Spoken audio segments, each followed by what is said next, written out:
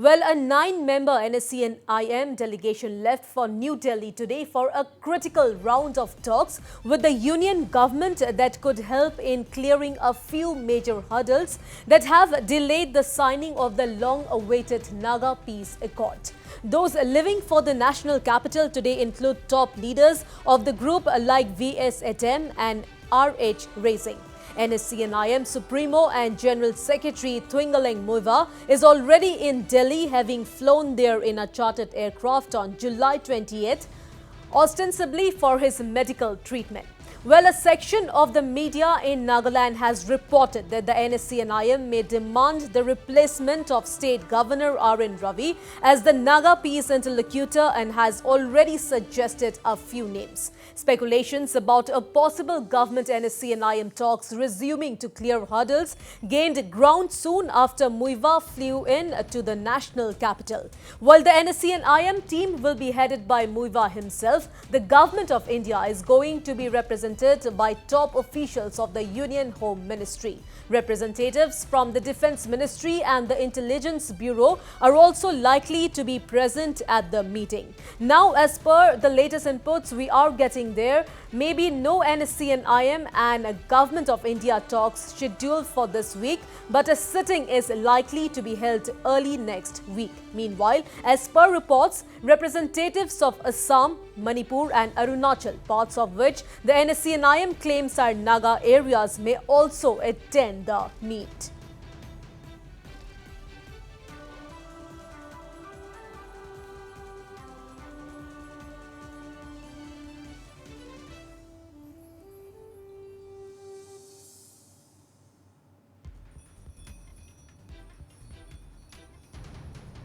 Meanwhile, as per reports, the centre will also have a discussion with the Naga Ho-Ho. Apparently, the Naga Ho-Ho has already received an invitation, and the minister in the PMO, Jitendra Singh, who is also the donor minister, has been entrusted to talk to the Ho-Ho team.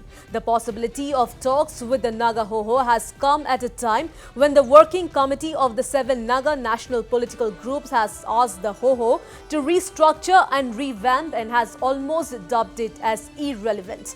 And we have the first reactions from Naga Ho-Ho on the developments. While talking exclusively to Northeast Live, Naga Ho-Ho General Secretary Elu Endang said no dates have been fixed for Naga Ho-Ho's talks with the centre. As per reports we have received, the Prime Minister office have extended their invitation to the Naga Ho. Can you give us more details on this and what could this indicate? Yes, on 28th of July, we have written a representation to the Honorable Prime Minister of India, requesting him for his intervention on the ongoing peace talks. And hopefully, in response to the letter, the PMO might have extended invitation.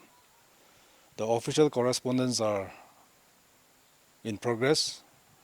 We do not know what time, what day we'll be meeting, but hopefully we will be able to meet soon. Well, reacting to the NNPG's remarks directed towards it, the Naga Ho-Ho leader said everyone is entitled to their views. The Naga national political groups have issued a statement on your organization, Naga Ho-Ho, to revamp, restructure or to remain irrelevant. So what is your take on the statement issued by the NNPGs? Well, it is understood that for any organizations, the functionings, their roles has to be reviewed from time to time. And of course, everyone has a concern to have a vibrant, strong, social organized body in the form of mass-based organizations. So I think we welcome the expressions, the views put forth by various groups. So I think we welcome in a very positive note. Endang also said the organization had apprehensions over the dual post held by Governor R.N. Ravi.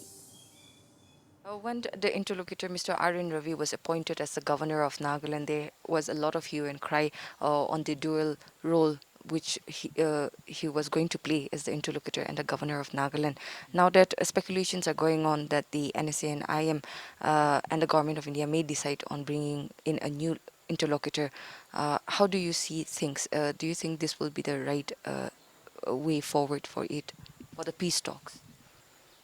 Well, on the question of interlocutor come governor, we were also very apprehensive because the dual responsibilities, things may not move in the proper direction. We also had reservations earlier. However, since the government of India and the Naga political groups have been into a serious talks, we were hopeful that with his coming, some positive things will develop. But now the role of a state as a governor, head of the state, and interlocutor, now there is no much distinction of its role now. So I think this role has to be clarified by the government of India. It has to be reviewed, and the ongoing talks has to be strengthened, and it has to take into confidence all the parties.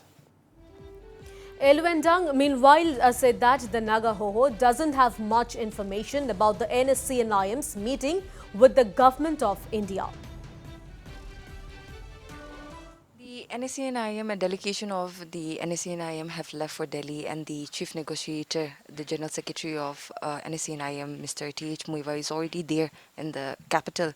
So they are likely to sit for talks with the government of India next week, and also there are speculations that they may decide on a new interlocutor. So what do you have to comment on this entire? Yeah, officially we are not aware of all these developments. We also came across through media reports. And there could be certain serious issues between the negotiators and the government of India. So maybe to address certain problems, they might be there. But we do not have any details in regards to their meetings and their programs. And to know more on these, we are being joined live with our editor-in-chief, Wasbir Hussain. So, Wasbir, it is clear now that there will be talks between the NSC and IM leaders and the centre. So, can something big be expected ahead of August 15th, Wasbir? For the past 23 years, and today, a 9-member delegation have arrived in New Delhi. They had gone from Nagaland. And head of the NSC and IM, that is General Secretary Mr. Twingalang Muiva, is already in New Delhi since 28th of July, when he flew into the national capital in a chartered aircraft, ostensibly for his medical checkup. Since 20th of July, when Mr. Muiva was flown into the national capital, there have been intense speculation as to the exact or actual purpose of his visit, whether it could be actually to resume talks or clear the last-minute hurdles. And now, with the 9-member delegation of the NSC and IM reaching New Delhi today, that aspect has become clear. It is now clear that the NSC and IM and the government of India is going to have last-minute, very, very critical talks to clear the hurdles. Some of the hurdles include the NSC and IM's continued insistence on a separate flag and a constitution for the Nagas, apart from certain, perhaps, the issue of territory to come under a Naga administrative setup. So these are the three important issues that are likely to be discussed. Apart from that, a section of the media in Nagaland, as we have been reporting throughout the day today, have been speculating that the NSC and IM is likely to place the demand for a replacement of the current interlocutor, Mr. R.N. Ravi, who is also the governor of Nagaland. And in fact, there are also reports that the NSC and IM is toying with or suggesting 2 to 3 names that are floating around. And these are the issues that are going to be discussed with the government of India. And now date has not been fixed. Mr. Muiva is in Delhi. His colleagues have arrived at the capital. It's only a matter of time when this talk actually take place. And these talks are going to be headed by Mr. Muiva, who will be representing the NSCN-IM delegation, who will be heading the NSCN-IM delegation, and from the Government of India, the senior officials from the Indian Home Ministry, the Defense Ministry, the Intelligence Bureau, and others are expected to be present in this particular meeting as and when it is held. But as of today, the governor, Mr. Ravi, is very much in Kohima, and sources are telling us that he may also leave for the national capital in the next few days.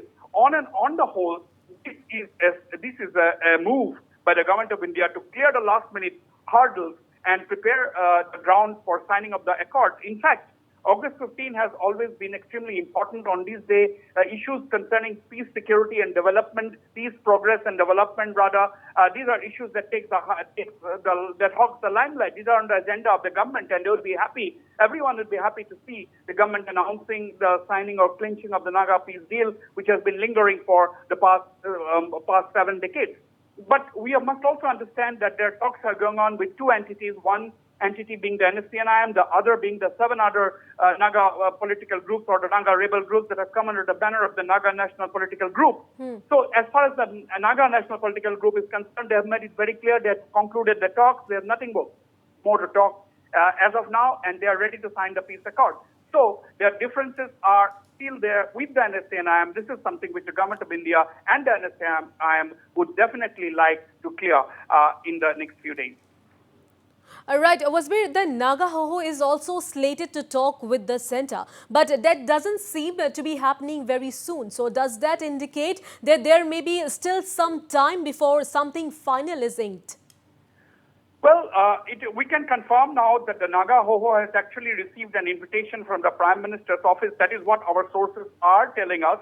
The Naga Ho, let me remind our viewers, the Naga Ho has sent a representation to the Prime Minister seeking his intervention to get certain critical issues resolved. One is the issue of the boundary of the Naga ceasefire between the NSCN-IM and the Government of India. The NSCN-IM as well as the Naga Ho and as well as other organizations are seeking that this ceasefire jurisdiction should be in the whole of the northeastern region. In fact, it should be a territory-less or a boundary-less ceasefire.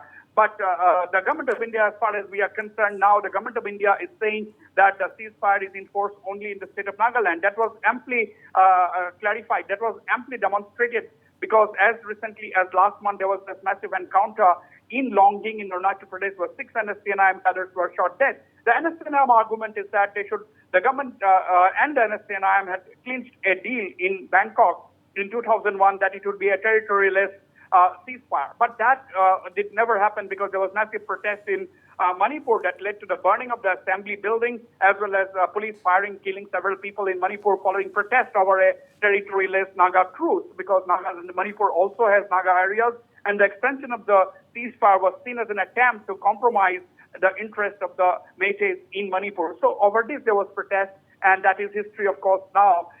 But basically, these are the issues. NSCN-IM already in Delhi and the Naga Ho getting an invitation, and we are getting to know that the minister in the Prime Minister's office, Mr. Jitendra Singh, who is also the donor minister, has been entrusted with the responsibility to talk to the Naga Ho. But yes, a date has not been fixed, as the Naga Ho General Secretary Ilwan Dang has told our channel earlier in the day today.